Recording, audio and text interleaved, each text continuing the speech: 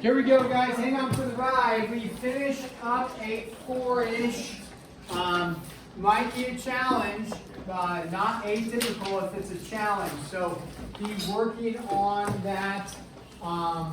And we are, this week I will get you an MCA practice that you can do. Again, not going to be recorded for the grade, but I will give you a practice one so you can mess around with that. And then you can, I'll get you the answers to that as well. Try to maybe get that to you tomorrow. Leanne, I got something for you. And Roundhouse, something for you. Good Roundhouse and Leanne. These are your tests. Yes. There you go. Okay, so, I found it funny. Why? So, Toa. There you go. So when you're working with right triangles, we have four ways to solve right triangles, depending on what you're given. Pythag, so, ka, toa. Those are our 4 ways. Pythag is nice for most people because they understand that it doesn't require any trigonometry. Trigonometry, so toa, is a little bit more challenging because it requires a new system of mathematical learning. So we are going to take a look at 8-5, which is application of trigonometry. We're going to discuss 2 things about the application process. We're not learning anything new in terms of, it's just SOHCAHTOA toa still, no new formulas. When you hit 8-6, there's a new formula for non-right triangles. 8-7, new formula for non-right triangles, okay? When you have right triangles, we have 4 ways to solve them. Pythag and SOHCAHTOA. Sometimes you utilize different parts. You might use sign, like so, and then you might use Pythag after that, depending, okay? So today is just some applications, working with some story problems, and then also just some triangles and solving. So let's go ahead, and I'm going to give you 8-5 here, applications of trig. I am going to give you, let's do a little review. SOHCAHTOA, right, is, let's put it underneath here, I'm sorry, over here. So stands for sine of an angle measure is equal to opposite over hypotenuse. Ka is when you have an angle measure and you're referring to the adjacent over the hypotenuse. Now remember, the adjacent and the opposite are never the hypotenuse. The hypotenuse is the hypotenuse, right? So adjacent and opposite are referring to the legs of a right triangle. And then the last one, toa, that's referring to the tangent. Toa, tangent, is the one that doesn't entail the hypotenuse, and that is opposite over adjacent like that. Now that may be foreign to you still, but hopefully you'll get there as you work with problems and understanding how to use it. There is 2 things we're going to talk about this today. 2 additional things. They are not trigonometric ratios. They're just understanding when we talk about a story problem, and they're called the angle of depression. Many of us have that angle when we deal with trigonometry. An angle of elevation. Okay, so angle, let's start with angle of elevation. Elevation, that sounds nice. You're going to elevate. Okay, the angle of elevation refers to this. It is, if you are, we'll do a couple little pictures here. If you are, here's the ground here, and you're the boy or girl standing there, and you've got a kite.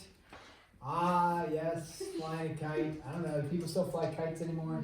No. I remember being a child. We're going to probably try to have Johnny fly a kite. It seems like a fun thing to do. So you have a kite out there on a string. The angle of elevation is always from where you're looking horizontally. Now, I say that, don't get caught up in the weeds. When I say the weeds, it's this. Yes, it's from your horizontal. So from your eyesight, you would be looking out at the horizontal without moving your head, without looking down, without looking up. Just the horizontal is looking straight across. So yeah, there's this gap maybe of like 4 feet from the ground up to your eyesight. Unless they specify that there is that distance between the ground and your eyesight of 3 feet or 4 feet, or in some of your cases like 1 foot. You know, it's like, okay.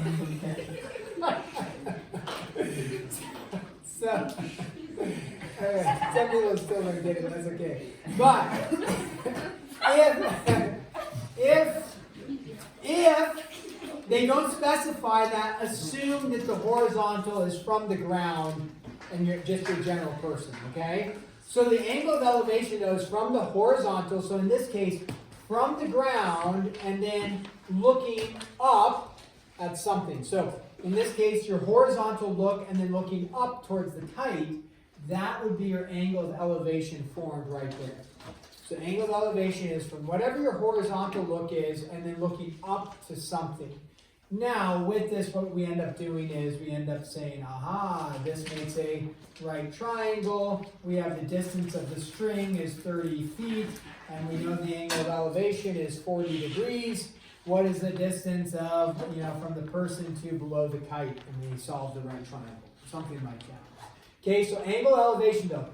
Now, another angle of elevation people get a little confused on is you have a building, here's the ground, and this will be like a story problem. You have a guy or a gal standing there at the top of the building, not Lincoln.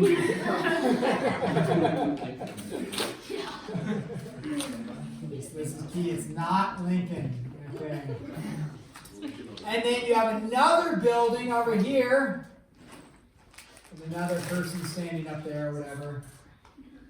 2 people, whatever it is, doesn't have to be, or maybe it's a lot of times it's just this. Here's a person standing there, and they are looking to the top of the other building. So when they look, again, we're not going to specify from the eyesight, we're just going to say from like their feet up to the other building. They're looking up toward the other building because it's above them. So you are considering the angle of elevation is from the horizontal straight across to the other building, and then you got to look up to the top of the building. So it's this angle formed as you move your head up and down, meaning this angle of elevation would be formed right there. Sorry if that's a little small in the back, but I think you can see the picture well enough. That is also an angle of elevation. Again, from the horizontal, wherever you're standing. So it's not always from the ground, right? Because if you're up here, the horizontal look is here, and then you look up like that to get to the top of the building. Don't get caught in the weeds of the eyesight. Make sense? Now, that is angle of elevation. Angle of depression, here we go, is same concept, except you're not going to be looking up at something, you're going to be looking down. So if you're flying the kite, there is no angle of depression from your eyesight to the ground. You're just at the ground level, so there is no angle of depression there. But an angle of depression would be found by this. You're up on, and you have a lighthouse, whatever, and you have somebody standing, or they're in a lighthouse, you have the water, and you have somebody in a boat out here, or you're looking at a boat. The angle of depression is found by looking out at the horizontal. So in this case, this person's looking out this direction, right? They're looking out. Even if you could see the boat with a peripheral vision, it's still going to be an angle of depression, the angle that's formed from the top of the tower looking down to the boat. So when you look down to the boat. So this angle right here is an angle of depression. Okay. The error occurs is that many people call this angle right here, they call that the angle of depression. But that's not, this angle right here is not looking at the horizontal and then down. This is looking straight down and looking back up to the boat. That's not the angle of depression. So this is an angle, but it's not the angle of depression. So horizontal looking which way? Down, right? So then in this case on the building one, I think you have a problem like this. That's why I'm emphasizing that, is you have this. There's an angle, like the horizontal goes straight across. You have an angle of elevation, and then you also have an angle of depression forming where you look out and then look down. We'll call that alpha. That right here would be your angle of depression looking down. Okay, so those are the two things that we're going to come across in some of the story problems. It'll say what's the angle of elevation, or this is the angle of elevation. In a problem like this, again, with all of these, we're going to see right triangle trigonometry being formed. Like up here, you can see you have a right triangle formed like that. If you're looking down, you have a right triangle formed like that. Here, you have the person looking out, and then you could form a right triangle going down to the boat. And so you could find the distance, right? This right triangle here is the same as this right triangle here. So the distance of the boat to the lighthouse. So you're going to be making these triangles and then solving.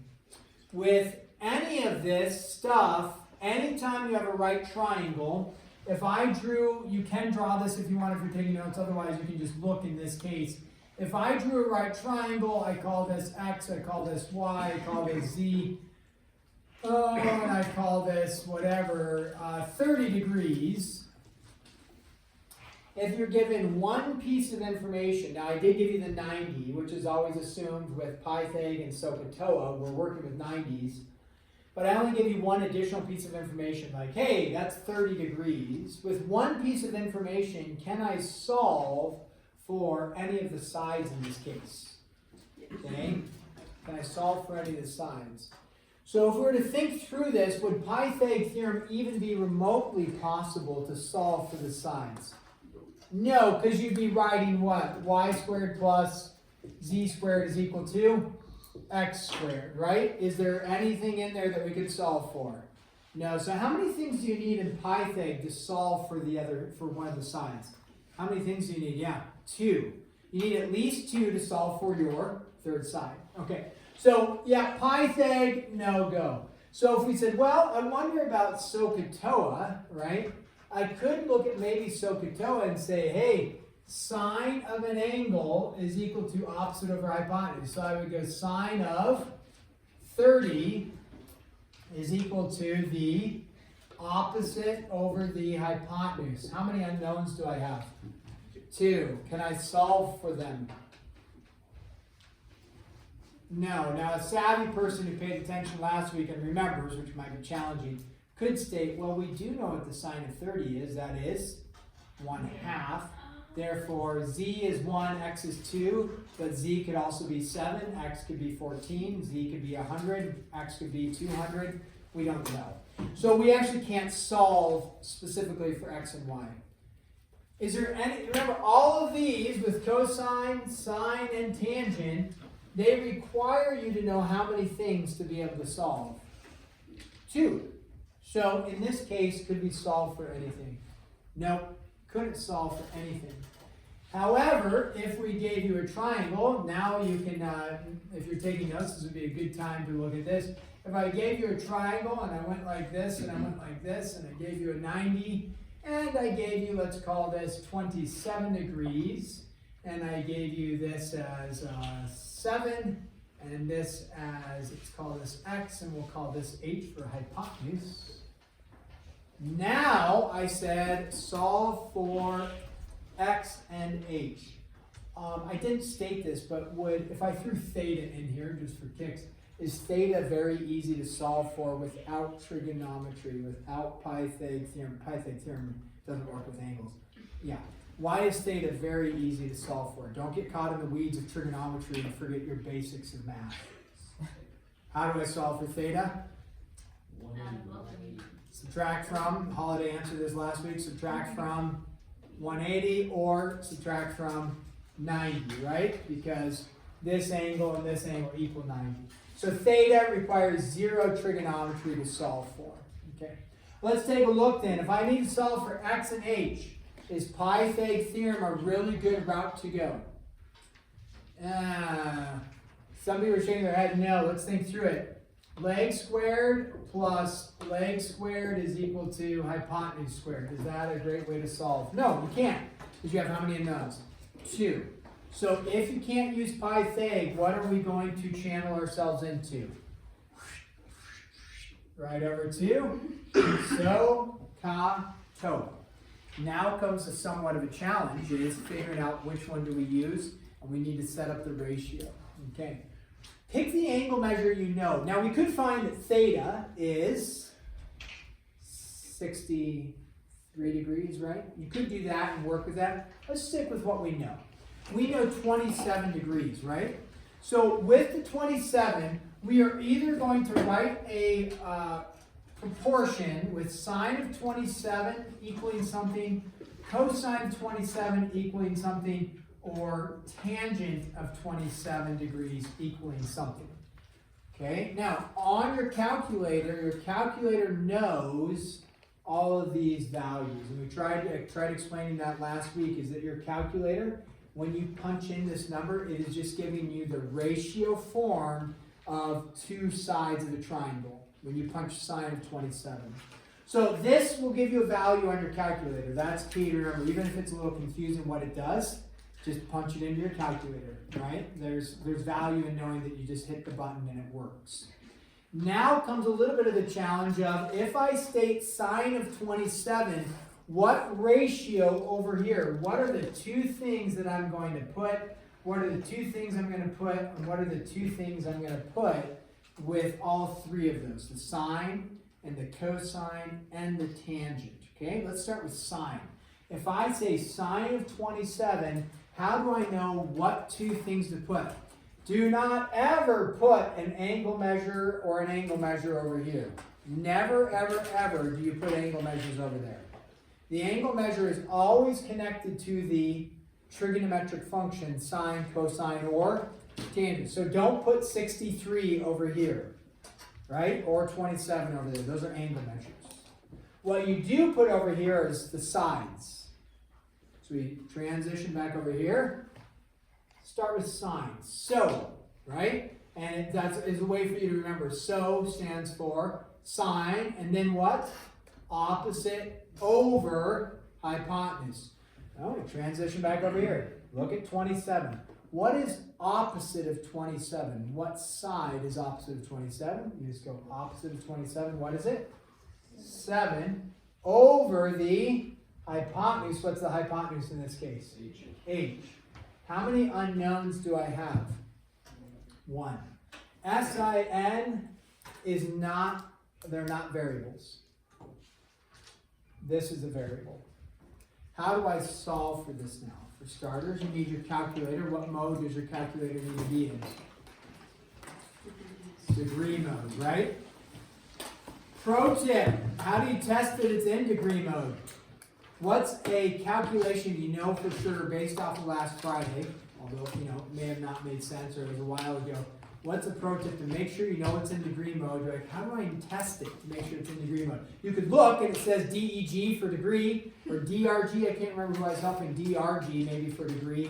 But what's another pro tip, Nate? Sine of 30. Yeah, sine of 30, we talked about that a lot. That's the opposite over the hypotenuse. The side opposite of 30 is half as big as the hypotenuse. So the sine of 30 will always give you 1/2. Your calculator probably gives you what? 0.5. So beginning of the test, either look for DEG or just punch sine of 30. It gives you 1/2, 0.5. You know you're in degree mode. If you're in any other mode, it won't give you that. You know you're in the wrong mode. You need to figure it out. Make sure you know how to change the mode in case somebody sabotages your calculator. That'd be a real jerk move. Right before the test, steal the calculator and change it to radian mode. Aha! Yeah. Okay, so sine of 27 will be pretty close to 1/2, okay? But to check it, sine of 30 gets you 1/2. So how do I solve for this? It's just solving for a variable. You have to think of sine of 27 as like a number. If I gave you this equation, 6 is equal to 7 over h. Hopefully all of us, this isn't a complex problem to solve. Now the variable's in the bottom, but it should be hopefully somewhat easy to solve. You either cross multiply it or you bring the h over, so you get like 6h is equal to 7. And then you go 7 divided by 6 and you get the answer, right? So the same is going to be true over here. Let me erase this. We'll hit that up in a minute here. You bring the h over, or you can cross multiply if you want. So you have h times the sine of 27 is equal to 7 because the h's cancel. You divide both sides by not 27. 27 is connected to sine of 27. That is a ratio right there. So you can't disconnect it. So you go h is equal to 7 divided by sine of 27. You have to have a calculator to solve this. 7 divided by sine of 27. If you get anything less than 7, is that a good thing? Maybe not anything, but is something less than 7 really important? Yeah, because 7 is your, I'm sorry, greater than 7. I said less than 7. You want something greater than 7, right? Yes. Because 7 is not your hypotenuse. Your hypotenuse is always longer. So what do we get back out? 7 divided by sine of 27 is 15.4. Anybody else with a 15.4? Okay, we're getting some 15.4s. Very good. Okay, now we're going to transition over here, because we have more space over here. Cosine of 27 degrees. What is cosine? Transition back over here. What is cosine? It is my ca, which means it's the adjacent over the hypotenuse. So you just look at 27. What's adjacent to 27? X. So we go x over h for the hypotenuse. Now, if that's all we had, if we hadn't done the first one, are we stuck at that point? X over h, we are stuck. However, what did we just solve for? H. Is using 15.4 rounded a great option, like the best option? What's wrong with using 15.4? You should have talked about this in science. When you use rounded values and you continue on in a problem, does your answer get farther and farther and farther off? Yep, it gets farther and farther off. So if you are to use 15.4, you'll actually be pretty close. What was the exact answer on H? 15 point what? Somebody has it. 4188. 4188. Okay. If you go 4188, you're going to be pretty spot on. That'll be pretty good.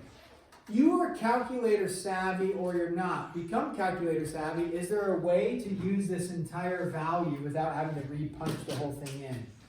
There is, right? And that's, you can use the answer button, A and S on your calculator, or you recall it or whatever. Hopefully you become calculator savvy. Where this 15.4188, you could use that as a whole value, because you remember your calculator calculates that thing out to infinity. It's got it all stored for you. So even though it only shows you about 10 numbers, there's actually an infinite amount of numbers extending past that it's utilizing. So you can just take that whole number. Some of your calculators have the answer button, like ANS, and you can hit the answer button, or you can go back up and hit enter with that big value. Times it by cosine of 27, because you're bringing the answer of 14.188 over into x. Again, if the calculator is just too much for you to bear and it's too confusing and you're like, I have no idea how to do that, hit pause and just use like 14.188 and you're going to be okay. You'll be fine using 14.188. So you use 14.188 or you use, I'm sorry, I keep saying 15.4188, or you use your full answer times the cosine of 27, and what do you get out for x? Hopefully something less than 15. 13 point what? 738. Okay, anybody else? I heard some other people saying 13.738, yeah. Okay, again, if you use a rounded value, you might get a little bit off in the decimal answers. I give a little bit of variance for that on the test. So if this was the exact answer and you had 13.6 like that, I'm going to give you credit there if you're slightly off because you used 15.4 instead of 15.4188. But best not to round.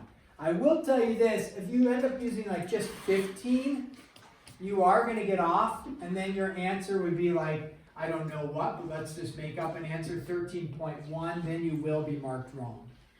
Okay? So I'll mark you wrong for being that far off. So the book kind of varies where they round. Books kind of vary how they round. It's not exact. So you may use exact answers, and it's a little bit different from their rounded answers. So as long as you're doing the math correct, on the test, I will not be using, I'll make sure the answers are exact for my answer key. And so if you are close, very close to that answer, you'll be okay.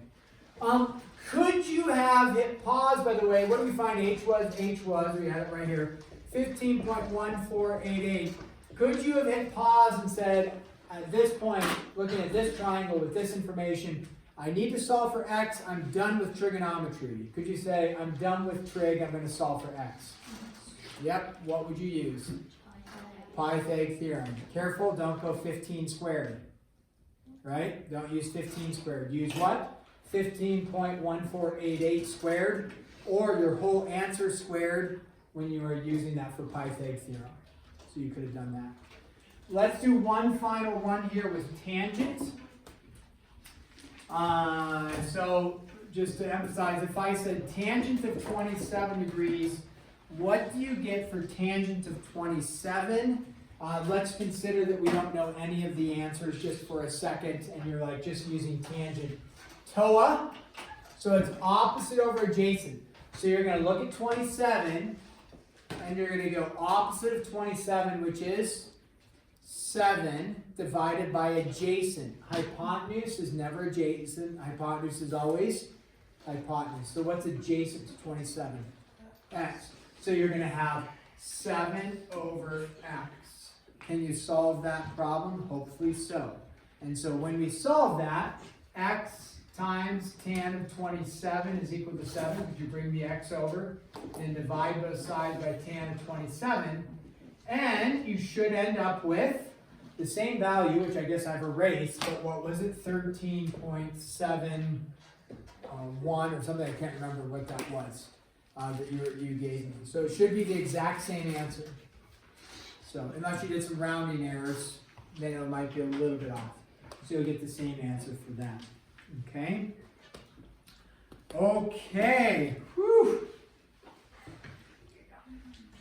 That's a journey.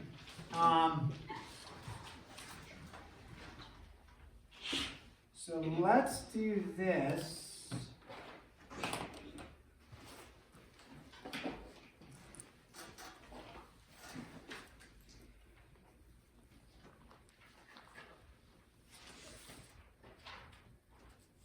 Okay, top of the lighthouse, we'll do a little story problem.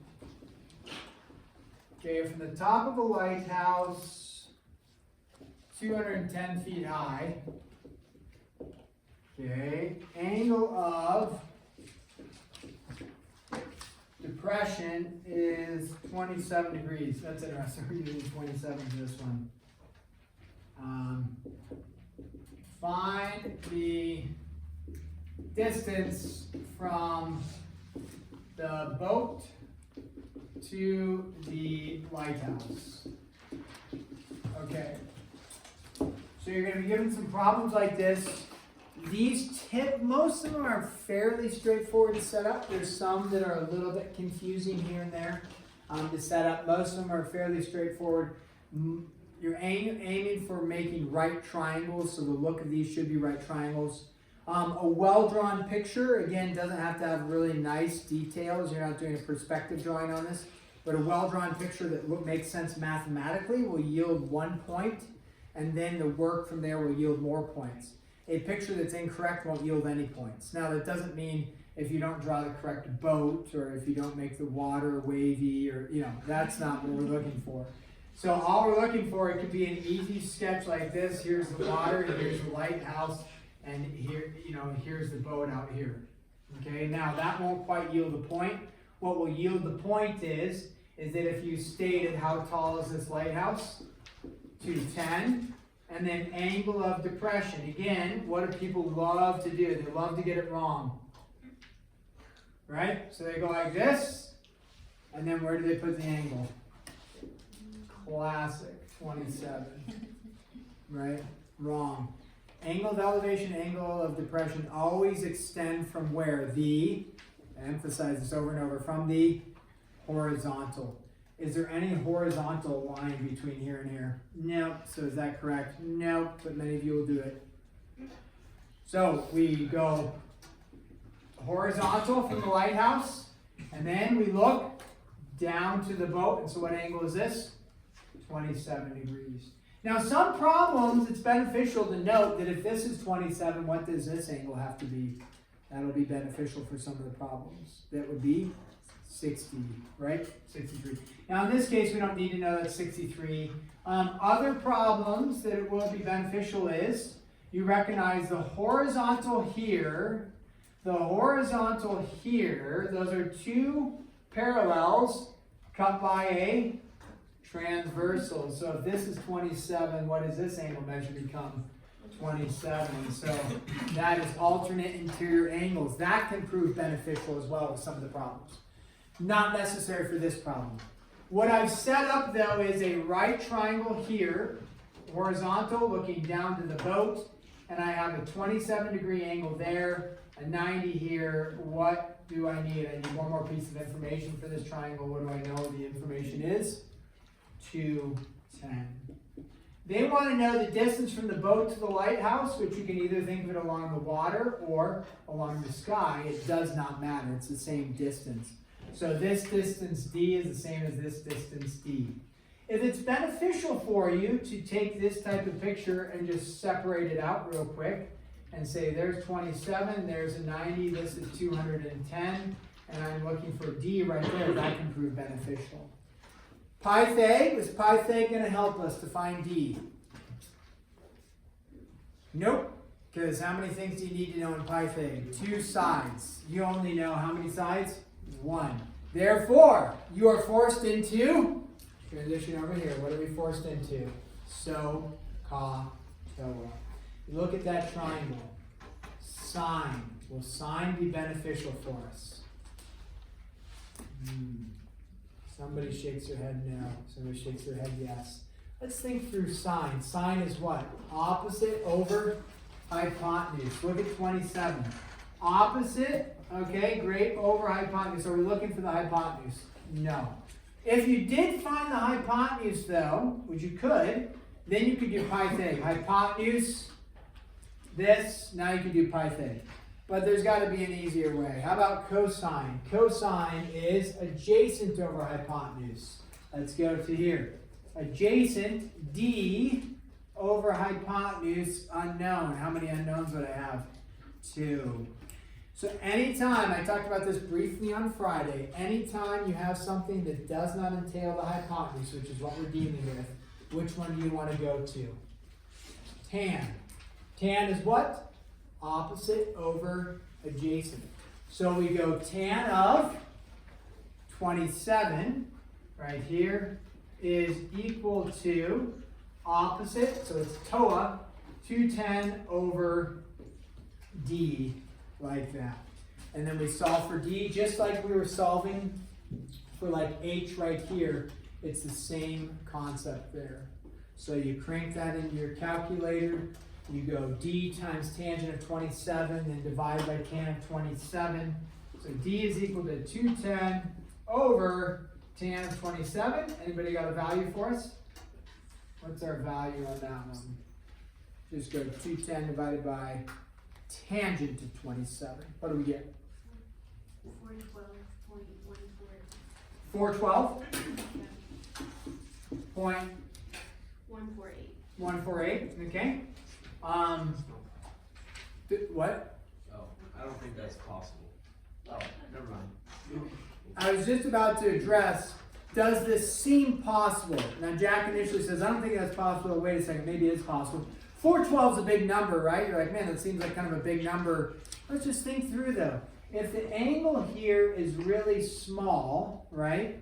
What that means is, as you look, if this angle is really, really big, that means the boat is really, really close, right? Because if the angle of depression is really big, what did you do? You had to look at the horizontal, and then you had to look way down, like right at your feet to see the boat. So as that angle gets bigger, then the boat would be closer. As the angle gets really small, looking out at the horizontal and a ship way, way out in the distance, you barely have to move your head. That means the ship is really, really far. So does 412 kind of match about a 27-degree angle? I think so. It wouldn't be outside the realm of possibility. Anybody else get 412 that cranked it out on the calculator? Okay, so we've got some thumbs up. Now those are just hoping to survive the day and deal with the consequences of not paying attention later. It'll be good. So you'll make it. Either way, you will survive the next 6 minutes. Okay, so that would be the how we do those ones like that. I set up. Let me think here. I think most of the issues, when you come across problems like this, most of the issues simply come from messing up the angle of depression and where you put it, and the angle of elevation and where you put it in general. That's where those errors will usually occur for that. So, okay, let's, I think, pause there because we emphasized solving a triangle like that. Gave you 3 solid steps in that. We gave you a little story problem. So let's hit pause on that. 8-3, 8-4 due tomorrow. 8-5 I'm happy to kind of hit pause on as well, but you're going to get doubled up in the sense of like the test is when? Friday. What are we doing tomorrow? 8-6. What are we doing on Wednesday? 8-7. And then you're going to have review and then the test. So eventually it's going to catch up to you if you're delaying the process of working on the homeworks. So maximize the time, but we'll say 8-3, 8-4 due tomorrow, 8-5 you'll grade on Wednesday. Okay, any questions about that? Okay, not a whole lot of time, but 5 minutes you can accomplish 1 or 2 problems for sure, or ask a question of me is fine as well. If you don't know how to use your calculator,